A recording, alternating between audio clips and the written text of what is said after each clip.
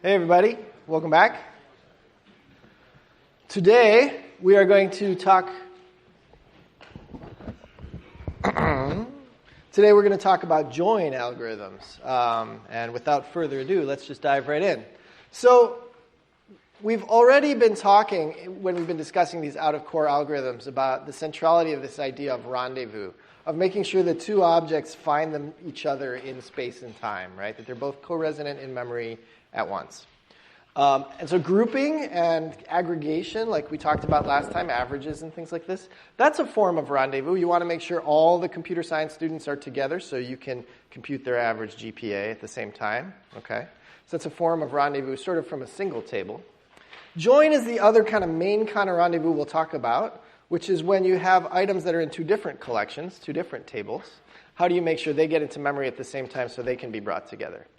Okay? And if you think about it, this is kind of basic. If you have any large data collection types, so they don't have to be relational tables, they could be anything that's a set or a list or a bag of things. If you need to batch things together from one such object, that's kind of like grouping and aggregation. And if you need to bring multiple such collections together and consider their items in tandem, that's going to be something like join. So people sometimes accuse database folks of being obsessed with joins, but they're actually pretty fundamental to computing. Producer-consumer relationships in any system is really a form of join of streams of information, right? When you're talking about instant messaging or any kind of networking protocol, it's really a form of join. You're just bringing together information from producers and consumers so that the producer message gets handed to computation that the consumer can take it away and put it somewhere. All right, so this is a very fundamental operation, the join. We're going to talk about it in this class, obviously, in the context of databases, and particularly in the short term in the context of relational databases. But all these techniques we're going to learn, you should keep in mind for any other kind of scenario you're in where you have to join up things, put things together from multiple collections. Okay, here's the simplest, most exhaustive form of join. It's the Cartesian product or the cross product. I give you two collections, R and S, and I want you to form all pairs R, S of items in capital R, S. Right? It's often called the Cartesian product, and it should be easy for you to see why, based on your high school geometry class or something like that. Think about all the rows of R being listed along this axis, and all the rows of S being listed along this axis. The pairs of RS form the Cartesian space in here, right? First row of R with second row of S, etc. So not surprising that this is called the Cartesian product because it forms the Cartesian plane of tuple pairs. Okay? Okay. We often just call it the cross product. If I tell you that R has n records in it and S has n records in it, how big is the Cartesian product? N squared, right? It's a square. Right? This should be high school stuff or even earlier. Okay, good. Keep that in mind. So n squared is the biggest join, so to speak, result that we can make out of two relations, and sort of big O of n squared. We'll get back to that later on. A more typical thing you do, though, when you're doing queries is what's often called a theta join, where you're taking R, and that little bow tie symbol is the relational join symbol. Okay, and the subscript theta says find all pairs R, S where theta of R and S is true. So theta is some predicate, which means to say some Boolean valued function, all right, that compares R tuples and S tuples. So we might want to join up, say, friend requests with users, where maybe the friend request table has a column of people I have a crush on. Okay, that's the crush ID column, and users has an ID column, and the predicate is to compare friend request.crushID with users.id. Note that you can form the cross product of a relation with itself. Just think about that relation existing on both these axes. So here's the people in my family, and here's the people in my family again, right? Mom. I'm not going to write this down. There's 5 people in my family. I list them on both axes, and I want to mark the places in this grid where one family member is younger than the other. Okay, so the predicate here is age is less than age. So let's say that this is the left-hand family and this is the right-hand family in that expression, right? And we're just comparing family members with themselves. We're treating it as if it's two different sets, but it's really just this one set used twice. All right. A more typical example of that in your sort of database textbook would be find all employees and their managers. So imagine that the employee table has a field called manager ID and a field called employee ID. We're saying, I'll write this down actually. We're saying select, for now we'll say star, from, and here we're going to see something we haven't seen before, from employee table E, and another version of the employee table, which we'll call mugger for manager. And the theta that we're going to write down in the where clause is E dot manager ID, which is a column in the employee table, equals the manager's ID. All right, so imagine that there's a column for IDs and there's a column for manager IDs. All right, so each employee could play multiple roles because you could be a manager of people and you could have a manager as well. That's fine. Okay. And oftentimes people want to add one thing to this, which is and E.salary is greater than manager.salary. Yeah. Isn't that fun? Find people who make more than their manager. Okay. So that's using the emp relation twice. Good? All right. A very common case of a theta, and note that the theta here is actually a Boolean expression with two clauses, right? There's this equality thing and this greater than. So this was kind of a fancy one. But a very typical theta is just some kind of equality lookup. Okay? And when the theta is an equality lookup, we'll call that an equijoin. All right? And equijoins are easy to do. So they're a special case we'll want to focus on. They happen all the time, and they're easier to process. They're cheaper to process. And a special case of an equijoin is when one side of that equijoin is a key. That is to say, it's the unique identifier of one of the two tables. So here's an example. We're going to have a table of students. All right, we're going to have like student ID, name, and I don't know, GPA. And then we're going to have a table called enrolled, which tracks which students are enrolled in which tables. Are enrolled in which classes, sorry. And this is going to have a student ID and a course ID, and maybe a semester and year.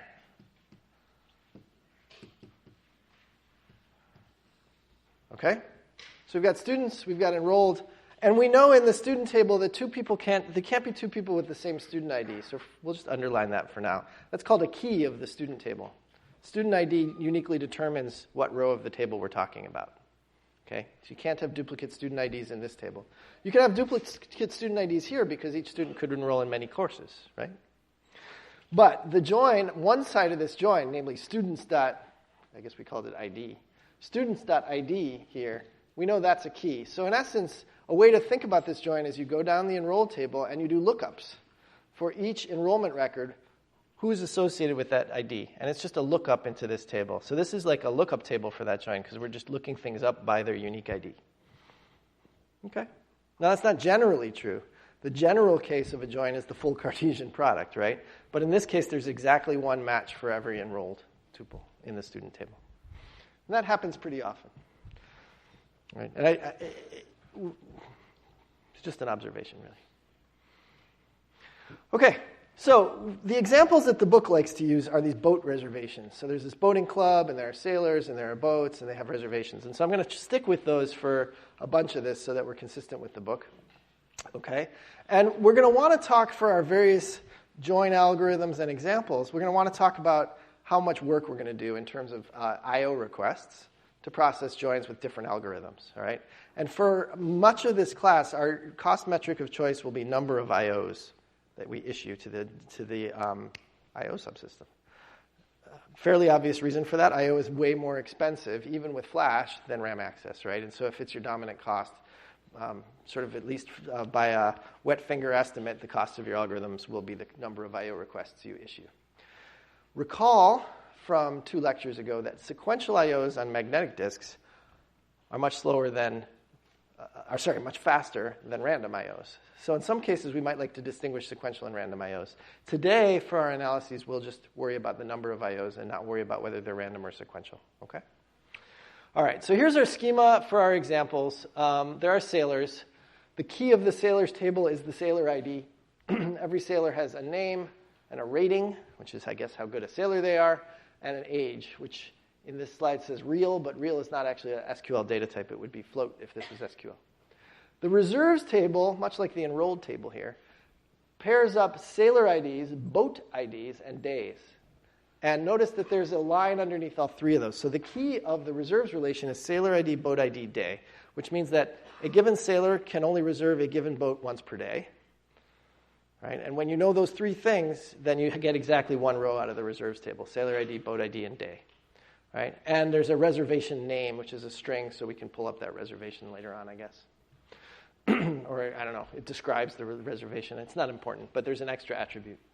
All right, here's the stuff that's going to affect our costs. In the sailors table, every tuple is 50 bytes long, so we're going to assume that we have a fixed amount of space for every tuple in this example. Wouldn't be true in general. Lots of times you have variable length tuples, but for now, let's assume it's fixed. We're going to have tiny little 4K pages because the book is old. And so there's going to be 50 bytes long, 80 tuples per page, which means 4K pages, okay? And we'll have 500 pages. And the way we'll notate this is these brackety notation. Brackety around the S equals 500 means there's 500 pages. Geez, I thought this notation, is it on the next slide? I introduced this notation somewhere. There's that notation. We already did it, but let me show it to you and then we'll go back. So the notation we're going to use, brackets around around a relation name, is the number of pages used to store that relation, where page is the unit of transfer from disk, right? It's the I/O transfer unit. And in the case of the examples in the book, that's 4K, 4 kilobytes. Typically today you'd configure it to more like 64 kilobytes, but minor detail. Little p sub r is the number of records per page of R. The traditional vertical bars around R is the number of records in R. It's the cardinality of the set. So R is a set of tuples, and vertical bars R is the cardinality of that set. It's the number of rows in the table. Okay? And you note that the number of tuples per page times the number of pages equals the number of total tuples. Yeah? Okay. So simple stuff, just some definitions. Going back to where we were, apologies for the ordering. In sailors, there's 500 pages, so we say brackets around S equals 500, and 80 tuples per page, so P sub S equals 80. Reserves, tuples are a little smaller. You can get a few more of them on a page. There's 1,000 pages, though. As you would expect, there's more reservations than there are sailors, because each sailor is going to reserve boats more than once, right? And notation. Okay. So here's an example of a join query at the top. We already put some examples on the board. In fact, this example is almost identical to that example. It's just got two different tables, right? So I'm pairing up sailors and their reservations, right? So find all pairs of reservations and sailors such that the reservation sailor ID is the sailor ID. Joins are very common. The cross product would be really big, right? It's the size, it's the number of tuples in R times the number of tuples in S, which is a big number. It's something on the order of n squared. It's quadratic. We don't like to do quadratic things that go to disk. That's bad. If we can avoid doing that, well, that would be good. So what we'd like to do is so one way to process a join always is you blow up the entire Cartesian space, you generate all pairs, and then you throw away the pairs that don't match the where clause. Works, right? But it has this sort of n squared cost. Okay, so we'd like to do something better to reduce that cost, and we'll see a number of techniques to reduce it. 4 kind of algorithms: nested loops join, index nested loops join, sort merge, and hash. Okay, and the remainder of the lecture is going to be to go through these algorithms and talk about their costs. Questions up to now? All right, so we did this. That's our cost notation. Let's look at the simplest algorithm we could think of. It's called nested loops join. It's the kind of algorithm you would get if you took like a programming language like Python and you took its collection types and you did what they tell you to do with them, which is to do like a map or a nested iteration of the two collections, right? You'd say roughly for each item in collection 1, for each item in collection 2, compare if the items pass the theta test, And if so, add them to the output or emit them or whatever, right? That's what you just kind of standard programming language thing to do. It's called nested loops because there's a nested loop in the algorithm, yeah? Easy enough. Well, what is the cost of this thing if it's on disk? Well, let's see. For each record in R, so how many records are there in R? There's PR, which is measured in records, so I put it in red because red is going to cost us a lot. All right, and then there's R pages. So the total number of records in R is P sub R times R. For every record in R, we're going to do a full scan of S. Right? That middle, that second loop, the inner loop, is a full scan of S for every record in S. So for every record in R, we do a full scan of the S table on disk. Right? Oh, by the way, don't forget we have to pay for that cost of scanning the R as well. Right? We're going to scan R once, and how many times are we going to scan S? Once per each record of R. All right? And in our example, that's 100 times 1,000 times 500 plus 1,000 IOs. You can do the arithmetic. It takes a long time, even in this dorky little example. All right, so this is a pretty bad algorithm. In fact, how many times do we invoke that third line, the inner loop of this algorithm? Roughly speaking. Yeah. Yeah, the number of rows in R times the number of rows in S. That's how many times we call the theta test, which is to say we really generate every point in this entire rectangle with nested loops join. We visit every single one of them for every row in R, for every row in S. So we go like this, basically, visiting these things like this. We visit every point, and we decide if the theta is true. So it's an n-squared algorithm if R and S are both n, right? Pretty bad algorithm. So would it be better if we made the smaller relation the outer? If, say, S is really long. Is it better to do R as the outer loop and S as the inner loop, or the other way around? So in this case, R was the bigger relation, I believe. Would it be better the other way around? Yeah. Please.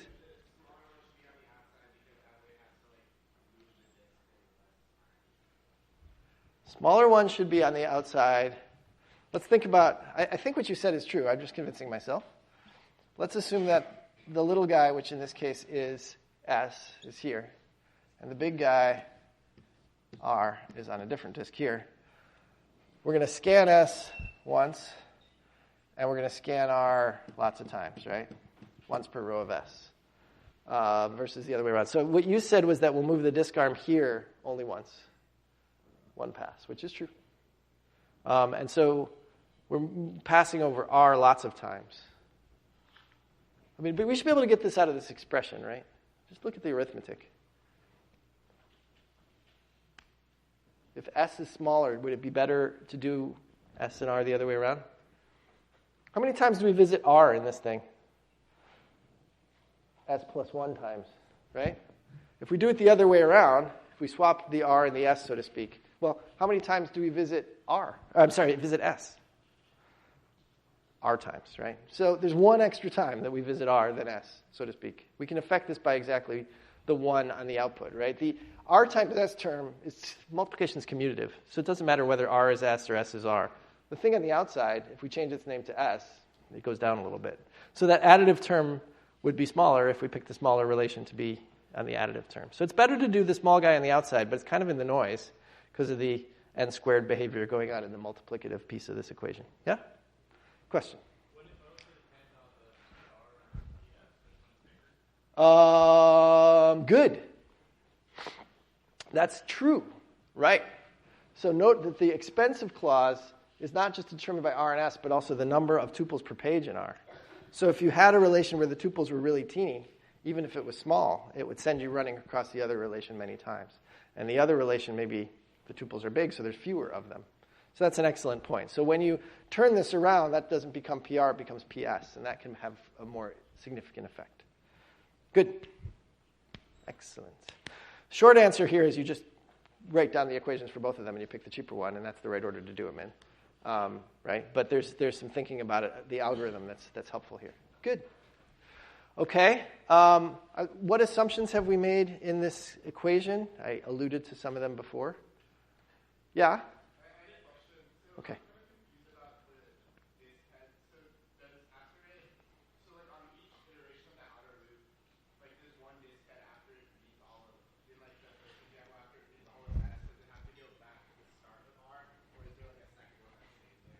That's an awesome question. You're warming my heart. Think about this picture. So we're going to say for every row of R, we're going to scan S, right? So if we think about the way we traverse the Cartesian space, right? Let's say R and S are for now on two different disk drives, which would be nice if it were true. It's sort of ideal. So there's two disk heads. S's disk head is going to go from the beginning to the end, and then start over back at the beginning to the end. So there's a little seek at the end of each of these rows to start over, right? And everything else is sequential. The R disk head is going to just go sequentially with no seeks upwards, right? So that's good. You could maybe optimize this a little bit by making this guy alternate directions on S. Go that way. Oh, now go that way. And you don't have any seeks. You just do kind of an elevator on S. And that's fine because none of this is ordered, right? In relations, we don't care what order things happen. So it would be just fine to scan S. For the first tuple of R, you scan it this way. For the second tuple of R, you scan it backwards. That would be just fine. Okay? Actually, you guys certainly have never seen these, but old printers used to work like that. They would print a line forwards, and then the paper would turn, and they would print a line backwards because it was too time-consuming to move the little head. Anyway, fun facts from the 70s. Okay, but the truth is, though, that if these are big tables, these C costs get dwarfed by the time it takes to scan and in, 100 megabytes. Yeah? No, but you can change the direction that the head moves in and out of the platter. And if you have a track buffer, then it really doesn't matter what order the track comes in. Right? The cost is more in terms of the disk arm movement, and you can wave that in and out. Yeah. When we're designing these systems, are we assuming that we have really fine-grained control over the disk and the I/O buffer system? Because it seems like if you have an operating system, all that control is given away. Awesome question. So the question, to repeat it for those in the back, was, when we're talking about the systems in this class, how much control are we assuming we have over these, say, disk drives and I/O interfaces and so on? For one thing, isn't the operating system supposed to do that? And also, even if we wanted to do it, would the operating system allow us to do it? And it's worse than that, actually. It's also the ASICs on the disk drives are doing logic, actually significant logic these days. So it's a great question, and it's a question that's kind of bedeviled designers of databases forever, because they have oftentimes, for a particular query, you know exactly what I/O pattern you want, and you're like, cool, I'm just going to access the blocks in order, and it's all going to be good. But the operating system abstractions are actually lying to you, right? And it's not doing things in the order you think at all. And so when we get to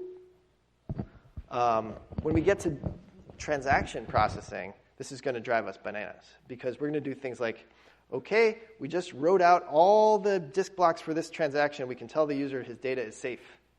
But the operating system actually lied and never wrote it to the disk at all. And then we promised the user something, but actually the operating system didn't do what it said, and we get screwed up. So this caused people way back when to circumvent the operating system entirely and try to get direct access to the device hardware interfaces and stuff like that. These days, modern operating systems allow you to get that control if you set the right flags and do the right things. So at least in terms of making sure that writes really go to disk, for example, we're going to assume we can do that.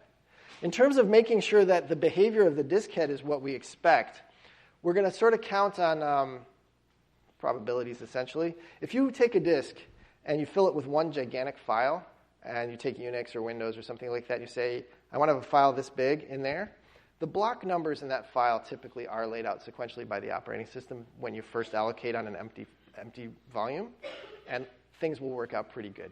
Now, occasionally the operating system might see a dead block and move something somewhere else and screw you over, but usually it's not that bad.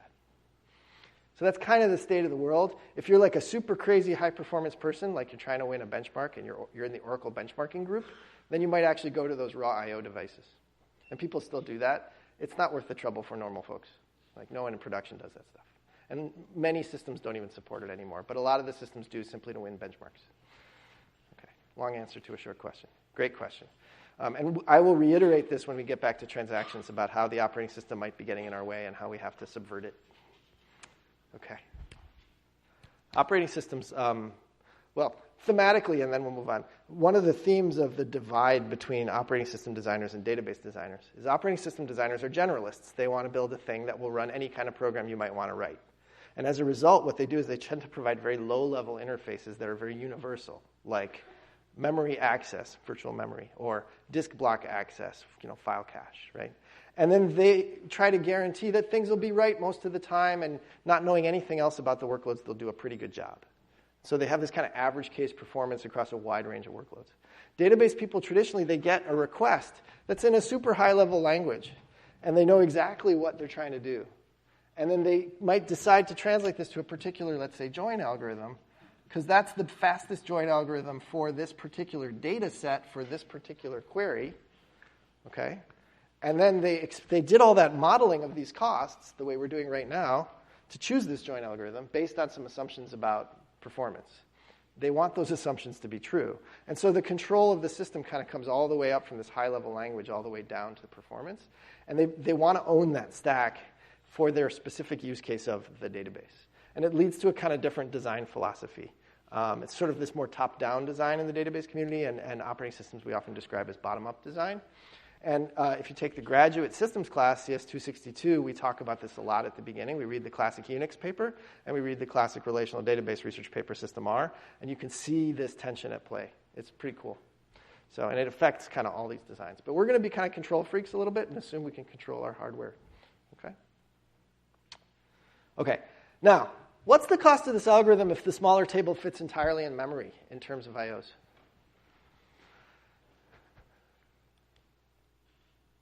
Say S fits entirely in memory. Then what's the I/O cost?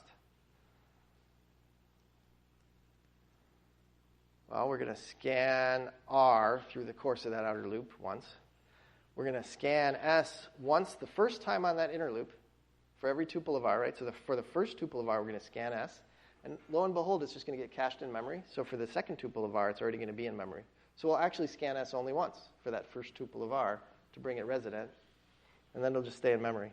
So it's actually just blocks of R plus blocks of S, right, to do this if S fits in memory. So that's good. So if you have a small inner relation on your inner loop, nested loops is not such a bad algorithm from an I/O perspective. Okay? All right.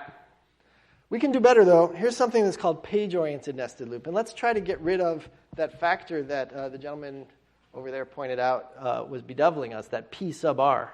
Why are we doing the scan of S for every tuple of R? That seems crazy. Instead, let's bring in an entire page of R.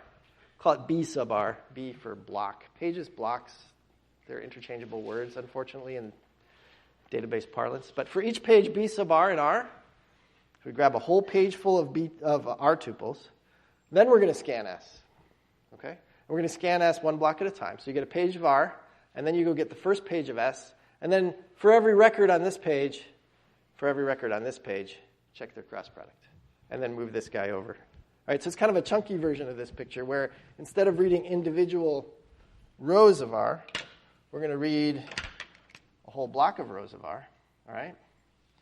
And then we're going to scan this one block at a time on S.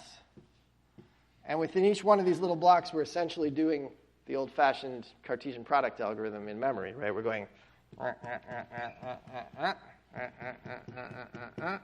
get it? That's what that says.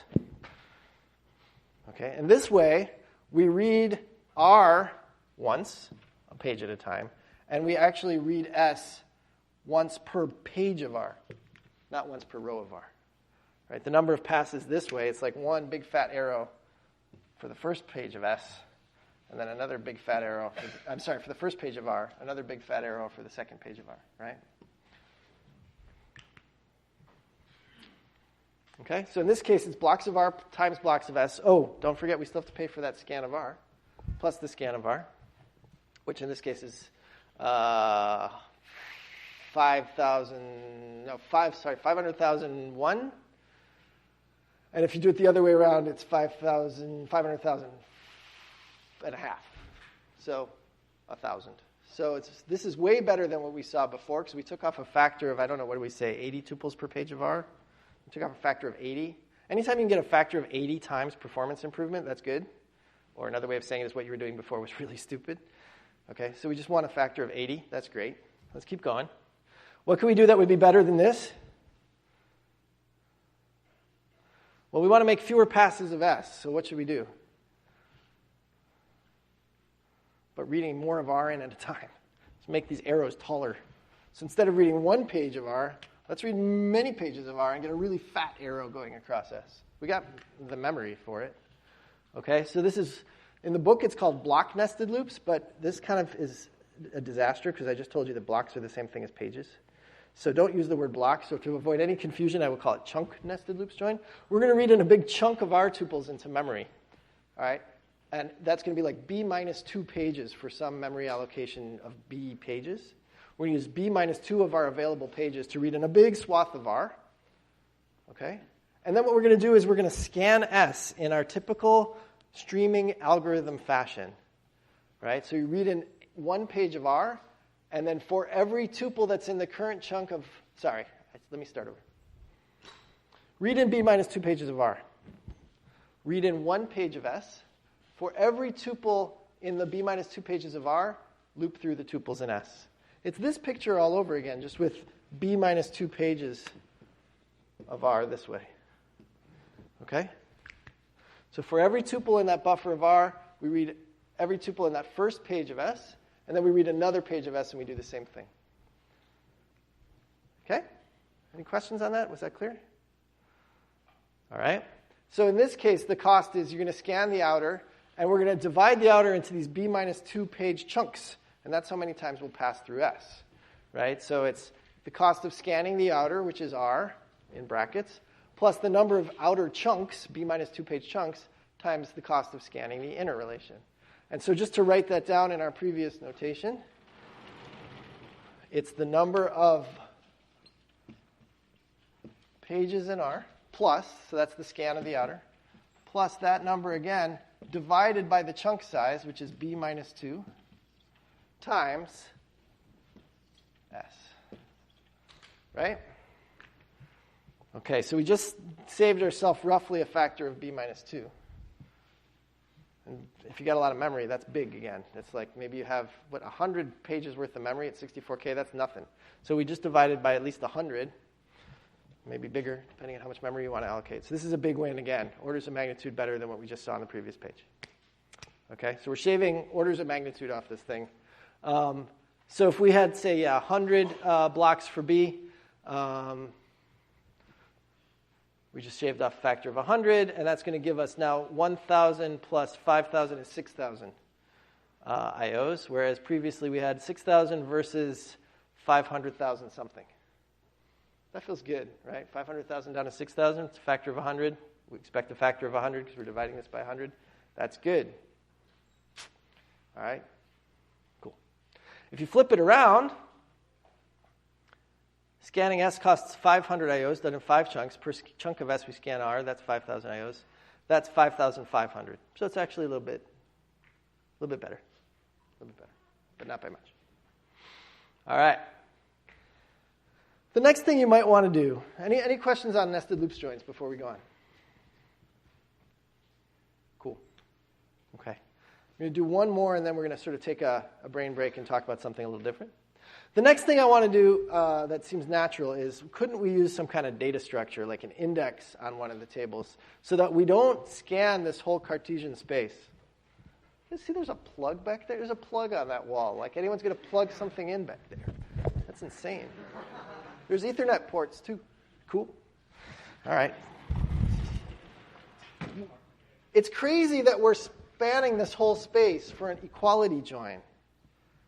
It just doesn't make any sense, right? If I told you to look up something in the dictionary, better yet, look up 100 words in the dictionary, which is a join of 100 words and the dictionary. You say, okay, word number 1, A, apple, right? And you start paging through the dictionary. It's insane. The dictionary is sorted already. You go and you take that first word you're supposed to look up, and you do binary search in the dictionary until you find the word, right? You don't scan the dictionary. That's insane. And even the other way around might be annoying. If I didn't give you 100 words, I give you like 10,000 words. It'd be annoying. Like look through all 10,000 words. It's stupid. Why don't we build an index on one of these things, like the dictionary that we look up in all the time? It's worth taking the time to sort that damn thing and print it in order, right? So we're going to take that idea here, and we're going to do the same thing. So there's plain old nested loops join, except that we added a little clause, where r.I equals s.j. So that was our theta.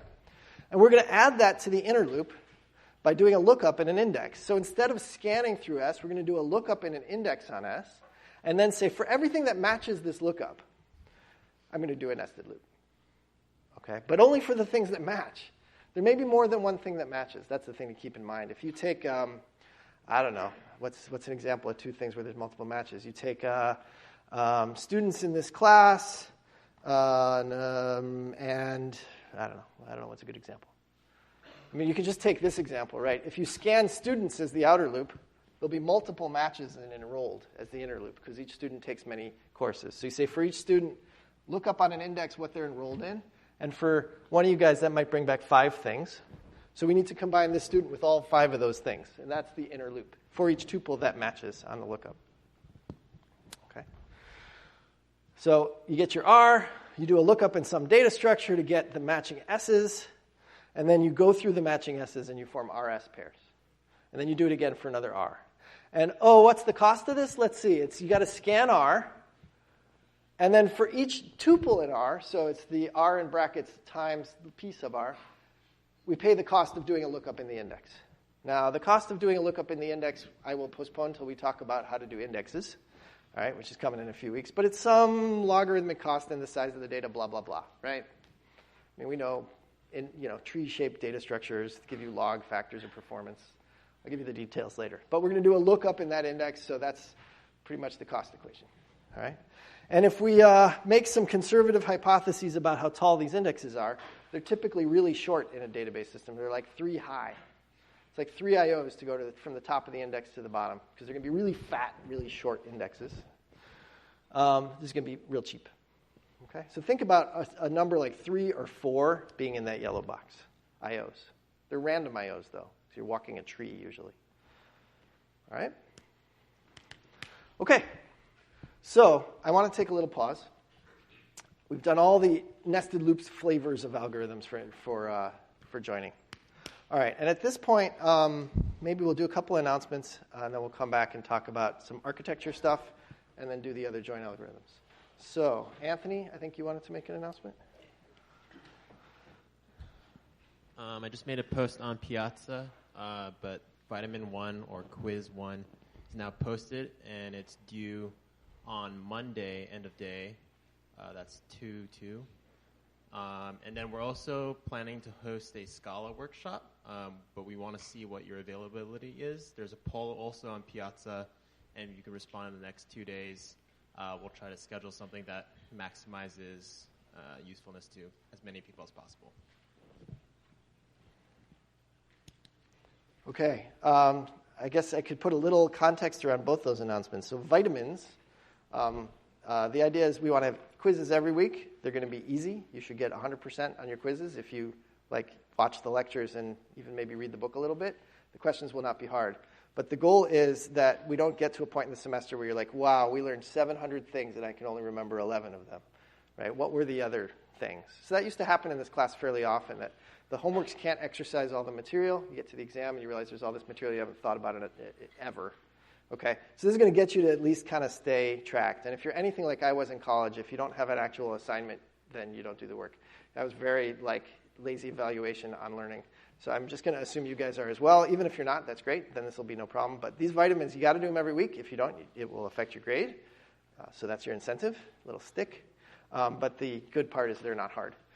Do not collaborate on them. They're not like projects. They're just go read the book and figure out the answer and check the box. They're all going to be online. Right, they shouldn't take a lot of time, but just you got to do them on time. So that's vitamins. They're good for you, okay? Yeah. So they used to be called bunnies because they were cuddly and cozy, and the TA who called them bunnies is gone, and I can't call them bunnies. We're going to call them vitamins. All right. Homework 2 is being passed out tonight-ish, actually tomorrow. It's going to be passed out tomorrow in kind of beta. It might take a couple of days to kind of settle down, but it's going to be passed out and available tomorrow. It will require you to code in Scala, hence the Scala programming session if you want. Now, my attitude with programming languages is you're, upper division Berkeley students, learning a new language is just not a big deal. All right, Scala is a Java variant. You program lots in Java. The code base you're hacking on is a Scala code base. You'll figure it out. Instead of typing, class, you're going to type, well, actually, class, you type the same word. But there's going to be like some syntax translation stuff. And then if you want to learn Scala, it's a much nicer language than Java. And you'll have the opportunity to try to program in a Scala style. If you don't want to learn Scala, you're just going to have to kind of check your keywords, and then it'll mostly look like Java. Okay? So don't freak out about it. I made people learn Ruby a couple years ago. It was no big deal. Scala's going to be the same thing.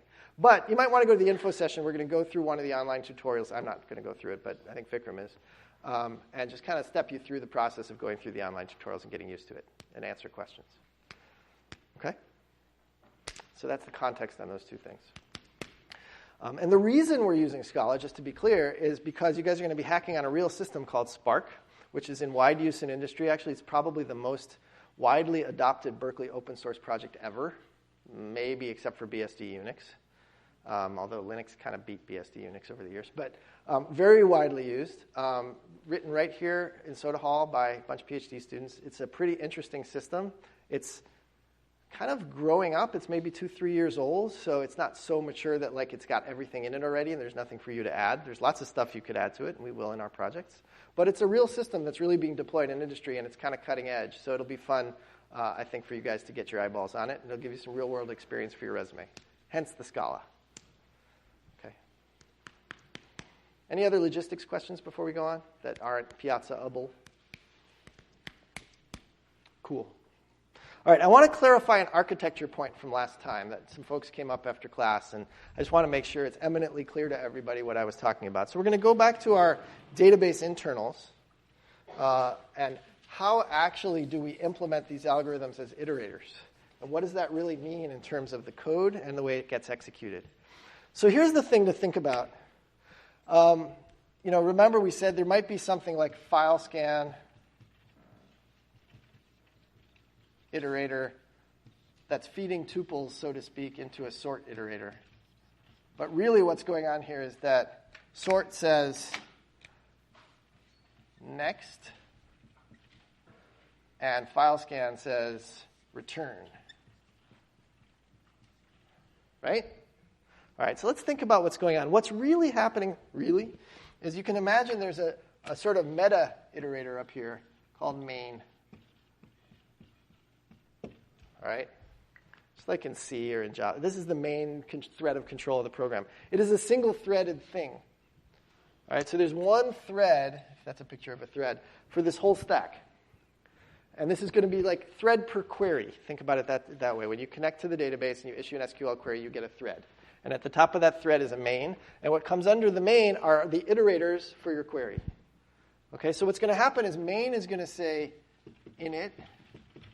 And this guy who's sort is going to say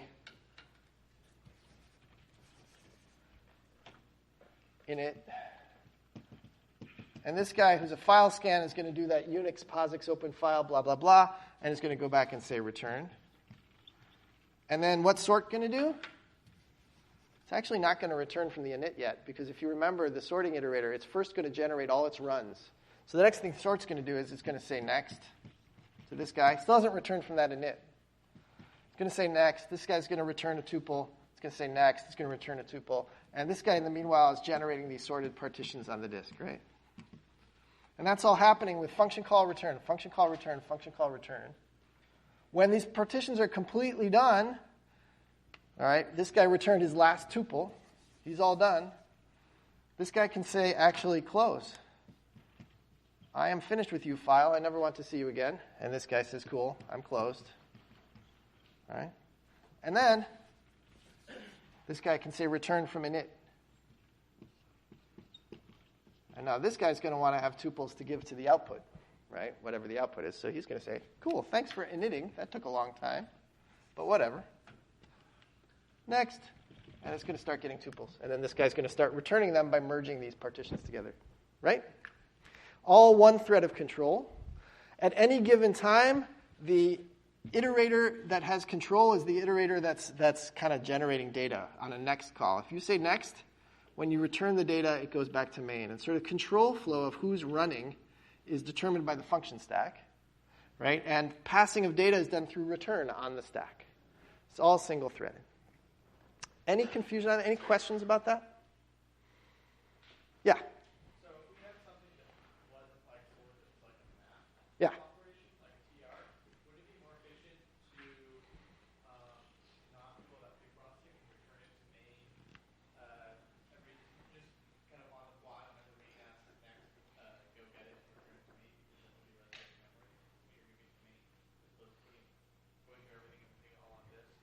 Oh, so remember, this sort, put this on disk just because it's sort. But let's go through the example you just described.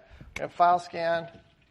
We have a very simple operation, which MapReduce people would call map. I will call it map. Why not? I think in database land, it would probably be a project operator, actually, or a select operator, but that's okay. We'll call it map. And main. Okay? So what's going to happen here is it's going to say init, return, return. Because maps don't have any state, so they don't do anything on init. And then it's going to say next. Map is going to say next. File scan is going to say have a record, thank you. The map is going to apply its map function, say have a record, thank you. And it's done.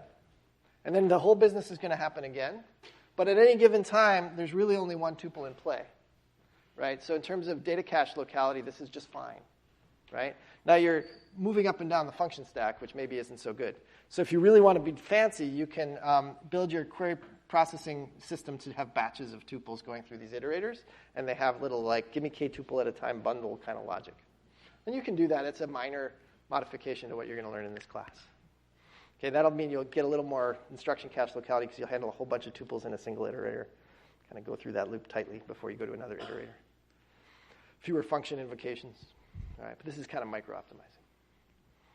Cool. Other questions? All right, there's a much bigger performance issue in this picture, which I talked about with these guys after class last time. I'm going to bring it up today, and I'm never going to talk about it again, but I think it's kind of interesting. Let's say you have a really big database with a really big table in it, and it doesn't fit on a single disk. It fits in a computer, single computer, let's say for now, but it's too big for a single disk. It's pretty typical. You probably want to get a few disk drives on a single computer to get your disk bandwidth, the amount of data you can stream onto your disks at once, to equal your memory and CPU bandwidth. How much data can you flow through memory and your CPU at the same time? So in an ideal world, you have some number of disks. You have some kind of computer with some kind of network interconnect for these disks, right? Some kind of bus.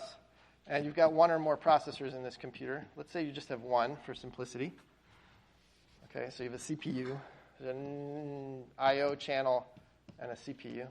Your goal is to have the aggregate scan rate of these disks, all reading data at the same time, equal the aggregate bandwidth of your I/O channel, right? So there's no bottleneck here if all these guys are reading at once.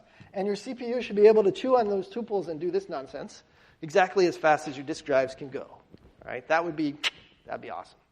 Right, that's what's called a balanced architecture. That means there's no bottlenecks, right? And if it is not balanced, let's say your I/O channel is not sufficient, well, you do whack-a-mole. You get a better I/O channel, right? That's your bottleneck until it balances. And then maybe you don't have enough disk drives, and so you add more disk drives. And then maybe your CPU is too slow, and then you take away disk drives and buy a new box and put them on the new box, et cetera. Right? But the point is, you want this to be balanced. So a trick question that gets asked in like database graduate prelim exams is, what's the bottleneck in the database system?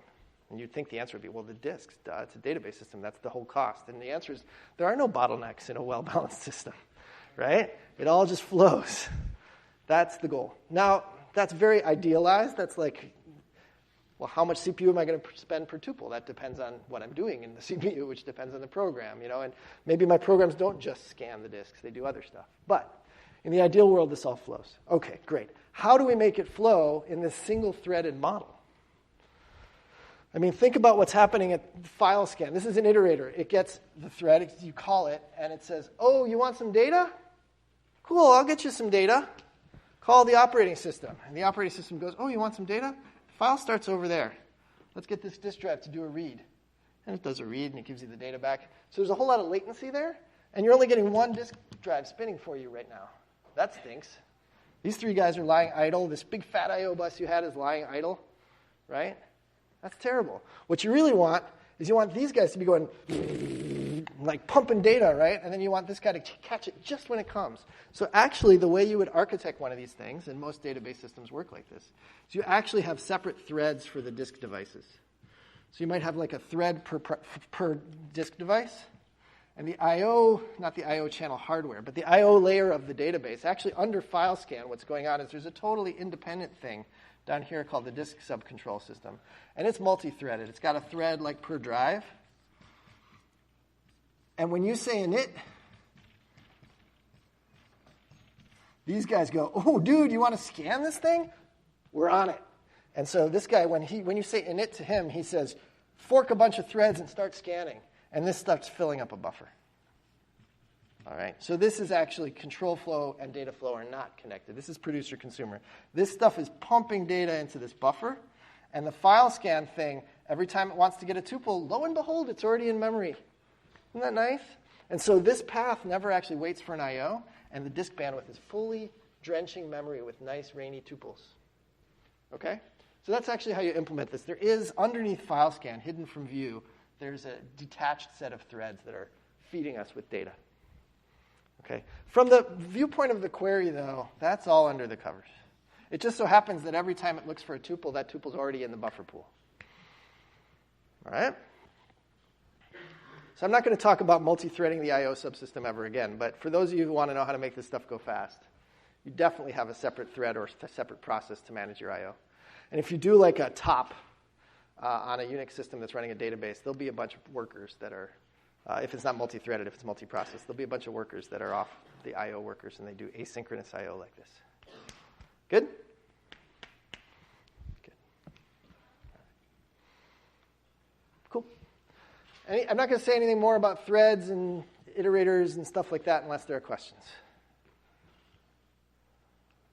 All right. You will be implementing stuff like this in your homework, right? You're going to implement, in your homework, you're going to implement one of these iterator blobs in Spark. All right. Should be fun. Cool. Okay. Next. Let's learn about some more join algorithms, shall we? So we did the nested loops join algorithms, and now we're going to learn the other alternatives. Sort, merge, join. These are going to be dead obvious to you. And the reason they're going to be dead obvious to you is you already learned the single table versions of these algorithms. Right? They're going to look very much like the sort algorithm and the hash algorithm you learned for single table. We're just going to do it, now we're dancing together. We got two relations we need to do it on. But it's going to be pretty straightforward.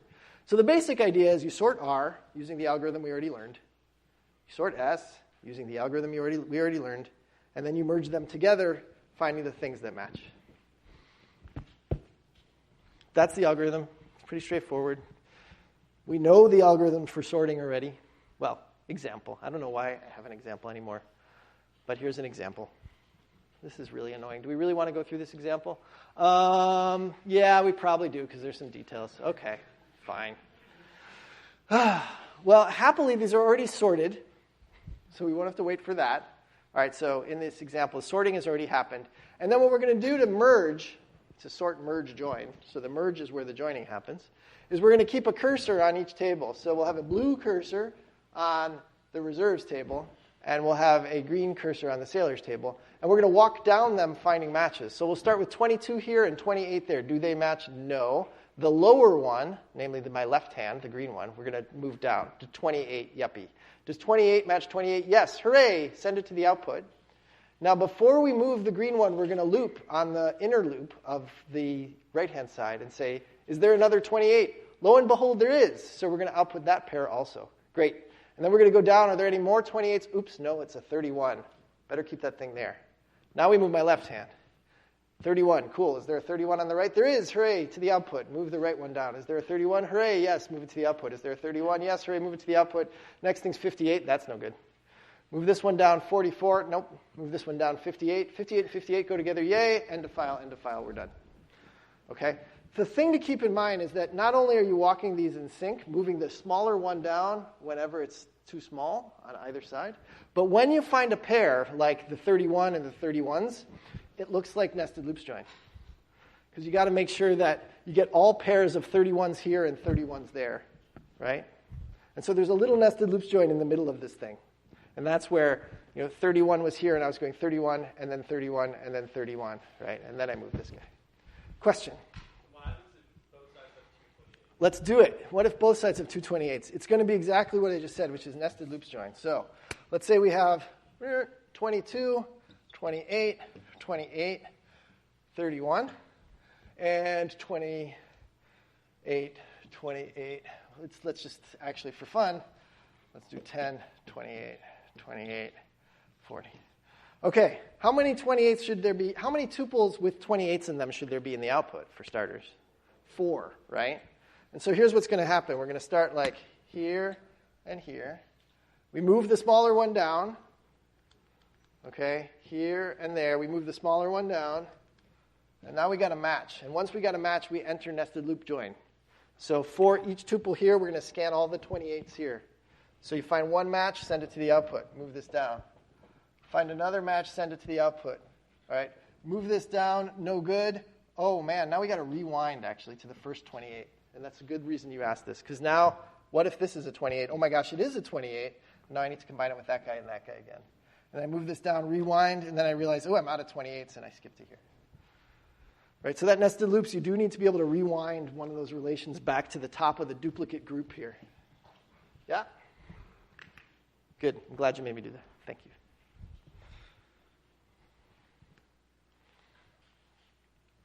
Okay. And in fact, if you implement this nicely, your nested loops logic, well, nested loops is so easy, it's probably not worth it. But in your homework and in other places, you'd like to reuse subroutines from some algorithms and compose them. And a lot of these join algorithms and hashing algorithms kind of have little subroutines that are like their main memory analogies, or that are, analogies from another algorithm. And sometimes you can compose them up. So in your homework, actually, you'll be asked to do exactly that. You're going to write an in-memory algorithm, and then you're going to use it as a subroutine in an out-of-core algorithm. Right? So you'll see that. It's hashing, and you've seen it in class. You're just going to have to implement it. Okay, what's the cost of sort merge join? Well, we have to sort R, we have to sort S, and we have to scan them again. Right? Ignoring the nested loops. Let's assume that our nested loops always fit in memory. It's unusual that you have duplicates where there's so many of them that you have to rescan the file. All right? We can worry about that case together, but probably if that's the case, your optimizer should have known it and chose the nested loops join. All right, but assuming that the nested loop inside the sort merge join is negligible, sort R plus sort S plus scan the results, right? Okay. What's the cost of sorting R in IOs?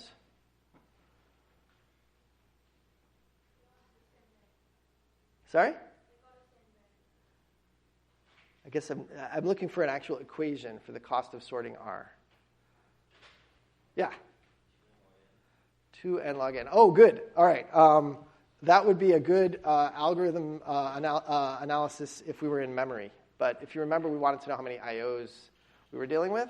And when we studied sorting, we talked about how many passes of the relation you do, say in a two-pass sort. So the first question is how many passes we have to do in our sorting algorithm from 2 lectures ago, 1 lecture ago. Right? But assuming it's a two-pass sort, remember the picture. It's just a chance to reinforce material from last time, right? So sorting, we're going to read things into memory. So that's 1 pass. Quick sort, blah, blah, blah, right to partitions on disk. Read them back in and merge them together, right? Okay. Now the read on the input and the write on the output are all going to happen through the iterator interface, and we don't have to pay for them. They may not even be on disk. There may be something other than a scan beneath this sort. But the internals of the sort, this is in memory, this is on disk. We write once, and we read once, and then it goes to the output, right? So it's at least 2 passes of the file to sort, ignoring the initial read and the final write. Yeah? Okay. And in this case, I think we're going to have to pay for that initial read as well, because we're doing this example off of still data. So there's an R. There's 2 R's here to write it and read it back. All right, so it's 3 number of blocks of R, 3 number of blocks of S. All right, this worst case thing here is about that nested loops join. Okay, let's ignore that. Suppose B is 35 buffer pages. We can sort R and S, let's say, in 2 passes. We can do that if we have 35 buffer pages. If we're naive about this, and we take the naive cost, we will sort R and write it to disk totally sorted. All right, so that's another R. So it's 4 R's, 1, 3, 4 R's to read it, sort it, and write it to disk. We'll do the same thing for S, and then we'll pay to scan them both back, and that's 7,500. All right, if I give you more buffer pages, unfortunately, it doesn't change the number of passes in this case. It's still going to be 7,500. All right, but we can do a little bit better than that. Oh, and just to compare the costs, chunk nested loops join, I think, was 2,500. So we're not beating chunk nested loops join when you have 300 buffer pages. But if you only have 35 buffer pages, we're actually doing better than chunk nested loops join, which is just to highlight the point that there's not like a clear winning algorithm among these. It all depends very often about how much RAM you have, how big your relations are, whether one relation is much bigger than another, and so on. And so most systems implement more than one of these algorithms. Okay. So here's an important refinement on sort merge that's going to make it a bit cheaper. Why can't, when we're done generating these partitions of R, rather than merging R and generating an output, why don't we just do the join right here? So look, we're going to do the same thing for S.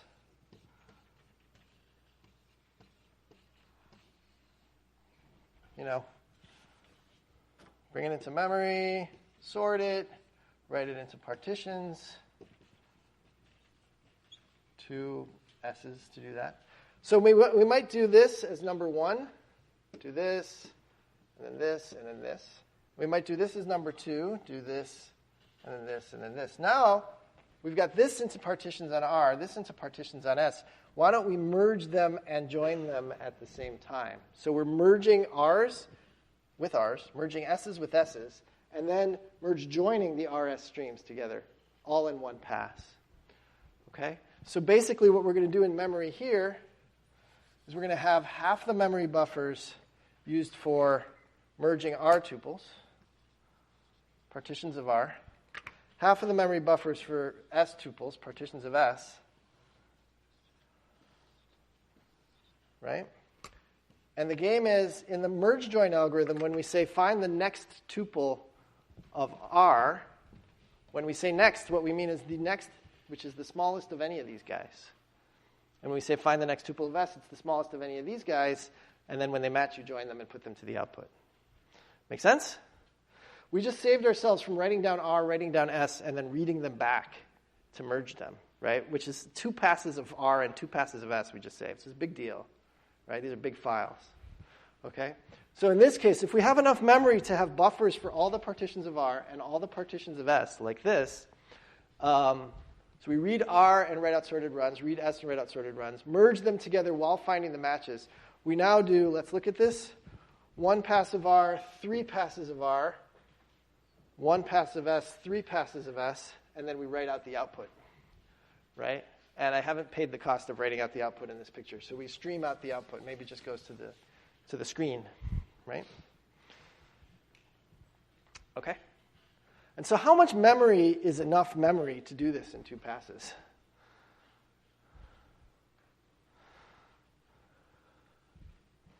I'm going to let you do that as an exercise at home. It's the same analysis we said. How much memory was it to do 2 passes to sort just R? Except now I'm giving you fewer partitions in the second, fewer memory buffers in this merging phase because we need to do the same thing for S. Right, so you have to have a small enough number of partitions here that you can keep them both streaming into memory at the same time. You guys can figure out exactly where the equations fall to get 2-pass sort merge join. All right. And if TAs, if you want to do that in section, it's a good thing to work through in section. All right. Sort merge join is an especially good choice if, hey, what if one of the tables happens to already be sorted and we know that? Then we just pay for the sort. We just do the merge. Merge join is really cheap, right? So that's good. Or if somebody wants you to sort the output anyway. Hello, Siri. Welcome to class. If the output has to be sorted anyway, one of the side effects of the sort merge join is that its output stream is sorted. So maybe you can get the sort in the next stage down for free. Okay, so these are the kinds of things that a query optimizer is going to try to think about. We'll learn about that later in the semester. Hash join. Hash join is a lot like the unary hashing we learned. All right. First phase, do this for R and then do this for S. Right? Generate your hash partitions for R, then generate your hash partitions for S. Okay? Just like we learned for unary hashing. And what's going to be the results after that? All of the apples in R will be in one place. All of the oranges of R will be in another place. All of the apples of S will be in one place. All of the oranges of S will be in another place. Now we've divided. Now we can conquer. Let's just do apple to apple joins and orange to orange joins. Right? So you can just take these partitions and join up the partitions that have the same hash value. Right? So we really just divide and conquer, very straightforward. So you do this for R, you do it for S, And then you're going to build a hash table just on R in memory. So you bring in a partition of R, put it into a main memory hash table, and we're going to stream S in our usual streaming fashion through this input buffer. And for each tuple of S, we'll just do a lookup in the hash table to see if there's any matches.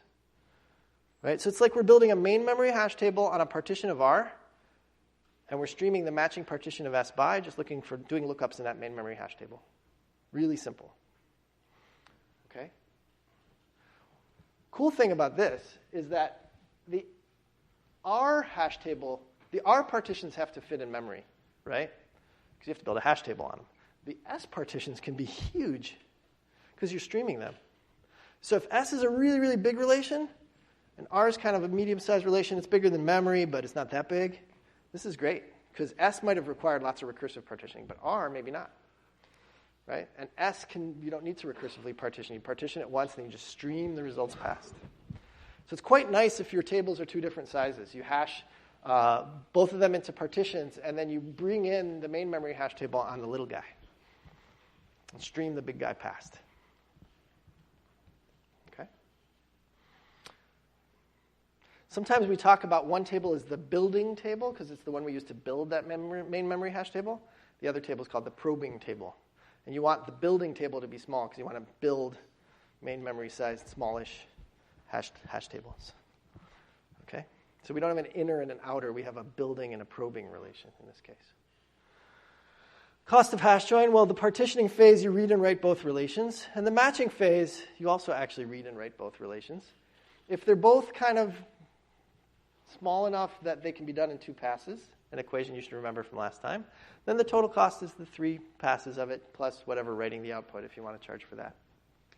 By the way, on homeworks and exams, when we ask you what will it cost to do such and such a join, we will be very careful, all of us, we have to remember to be very careful, to tell you whether or not you should pay for the cost of initially reading the input relation and the cost of writing the output relation, because we could either ask for you to do that or not. Usually not is a good thing, but we won't make you assume. We'll be very explicit. Okay. In this case, we wrote the cost of the output relation. All right. What is the cost of a 2-pass sort merge join? I think we did that. But what is the cost of a 2-pass sort merge join? Anybody remember from 2 slides ago? It's the same because sorting and hashing are dual, right? We sort of remembered that. How much memory is needed for a 2-pass sort merge join? Well, we talked about having to fit both the partitions into memory in the second pass at the same time, right? So we're going to need a little bit more memory than just sorting one table would need, yeah? We need something like, well, there's a square root in there somewhere, and now we're going to have something times 2, right? Amount of memory. But with hashing, guess what? You only hash one of these guys, right? So actually, this is just the memory needed for 2-pass hash join is just the usual single table hashing equation for the smaller of the 2 inputs to the join. Right? That building relation, which you should pick the smaller one for that, that's the thing we're going to partition and potentially recursively partition. But the probing relation, which should be the big one, we don't have to do that. We just partition it and read it. Okay? So the cost here for hash join, remember, is dependent on the smaller table. Cost for sort merge join is dependent on both tables. Okay. And again, good exercise to work out the numbers here and nail them down. We'll expect you to know the answers to these questions on exams. All right, and this is a little bit of plug and chug from the previous lectures on the single table algorithms, making sure you understand these algorithms. So good exercise for you guys to do at home. All right, optimization now for hash join. And by the way, you should think about how this affects these questions too. Here's an optimization. Say you have B memory buffers, all right? So there's this crazy thing that happens with the smaller relation, with this algorithm I just taught you. Suppose the smaller relation is smaller than RAM. So it's smaller than B, all right? So the building relation, you read it in, there's no need to partition it. You just put it in an in-memory hash table. It fits already, right? So you take only one pass of that building relation, and then, you know what? You only need to take one pass of the probing relation, too, because there's only one partition against which to look it up. So you only take one pass of the probing relation, you just stream it through and do lookups in your main memory hash table, right? So if one of the relations fits in memory, it's a one-pass algorithm. If you have like one tuple over what fits in memory in the building relation, according to what I taught you, you have to partition, and then suddenly you have the cost of partitioning the big relation too. Okay? And so now you're going to pay a cost which is b squared. I'm sorry, which is 2 passes, right? So if the thing is b or smaller, it's 1 pass. If it's b plus a little epsilon, it's 2 passes, all the way up to b squared. Right? Because remember, after b squared, we recursively partition. Right? So, but that jump is really stinky. It's like, damn it, I just had 1 tuple too many, and I didn't get it in 1 pass. Now I have to do it in 2 passes. We'd like to get a ramp there somehow. So how can we take advantage of the fact, if this thing is b plus 1 blocks big, how can we kind of make this not be a step function, but a smooth function? All right? And the costs, of course, for 1 pass versus 2 pass are n versus 3n. It's 2n every additional pass. So that stinks. I want to get... and in between that point, there's like memory going to waste because the partitions of the little guy will be little partitions for a while, right? When you partition something that's b plus 1 blocks into b pieces, they're going to be like 1 block each when you read them back in. It's kind of a waste of memory. All right, so what are we going to do? Here's something clever. Why don't we keep one of the hash buckets in memory from the get-go? All right, so as we're reading in, well, I guess there's a picture on the screen. I should just point to it. As we're reading in the first partition, we're going to build a hash table in memory for it. But it's going to be small. It's only going to be k buffers big. All right? So that first partition's got to be small. So we have to have a hash function, and we have to wait to get ourselves a nice small partition for that first bucket. You can figure out a way to get your hash function and your modulus and stuff to give you one thing that's small. All right? Like it's like a tenth the size of everything else. Let you figure out how to do that. It's pretty easy. Okay. But we're going to make sure we have one partition that's little, and we're just going to stick it in memory. So as you read it in from the building relation, you're just going to hash it into memory. And you're never going to write it to disk. Partition 1 just fits in memory. The rest of memory is used to write partitions 2 through b minus however big that thing was. Okay? So that's the first pass. And then, when we read the probing relation, we're going to do the same thing. Okay? We're going to... things that match on that first hash bucket and the probing relation, we'll just do the lookups as we read them from the disk, generate those lookups, and spit them to the output. Right? So pass 1, just to be clear again, R goes into here. Hash equals 1 is in this bucket. The rest of the buckets are for output. So sum of R sub 1, is sitting in memory. Now when we read S in the probing relation, some of the tuples of S will be in hash bucket 1. We do their lookups and we send them to the output. Goodbye. Those S tuples now just get passed to the output. The rest of the S tuples that match the other hash functions go to their hash partitions, and then you do the second phase of hash join. But you got to win on some fraction of R that just went directly into memory, some fraction of S that just directly streamed through. Those guys never got written to disk or read back. All right?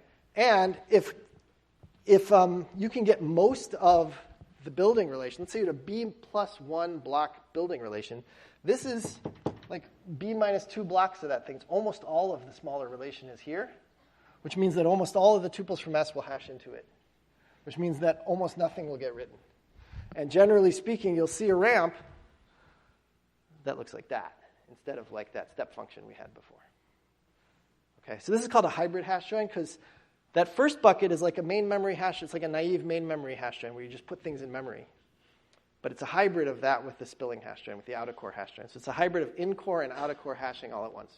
Right? And it smooths out that kind of step function for medium-sized relations. This is kind of cool, hybrid hashing. It was actually something invented at Berkeley. The paper on this was a Berkeley paper, so that's nice. And it's kind of cute. I like it. Okay? That's hybrid hash join. All right. Which is better than which? Well, sorting is good if your input's already sorted, or if you need the output sorted. All right? And as we know from sorting, it's not sensitive to data skew, bad hash functions, all that kind of stuff. Hashing, you got this hybrid hashing trick. So with sorting, well, more to the point, though, let's stick to the second thing. The second thing, with sorting, you have to sort both tables.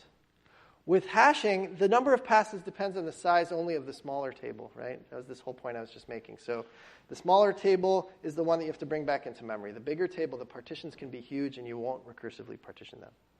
All right, so for joins with one very big table and one not so big table, hashing is a big win. And the hybrid hashing thing can make it even a little bit better.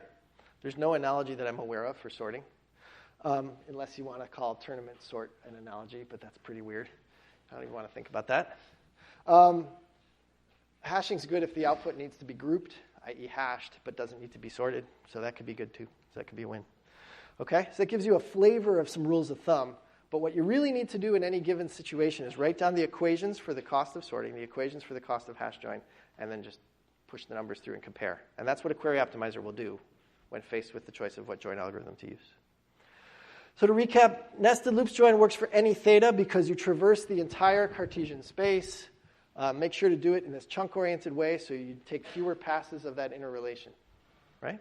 Index nested loops join, typically for equijoins because most indexes do equality lookups. It's nice when you already have an index on one of the table's keys, join keys, right? So that's, if you don't have the index, it's usually not worth building it on the fly. You should just do sort merge join or something. Sort and hash are only actually good for equijoins, pretty much, so you can't do arbitrary theta joins with them, but no index is required in advance. And the bottom line, there's no clear winner here. Most database systems worth their salt implement at least a few of these. Sorting and hashing, sometimes people will implement only one. They'll skip hash join and just implement sort merge join. It's okay. But you probably want to implement them all. They're not that hard. And you'll want to make sure that you, that is to say you, students in this class, know the cost model for each of these because you'll need it for your exam. I mean, for understanding query optimization. Right?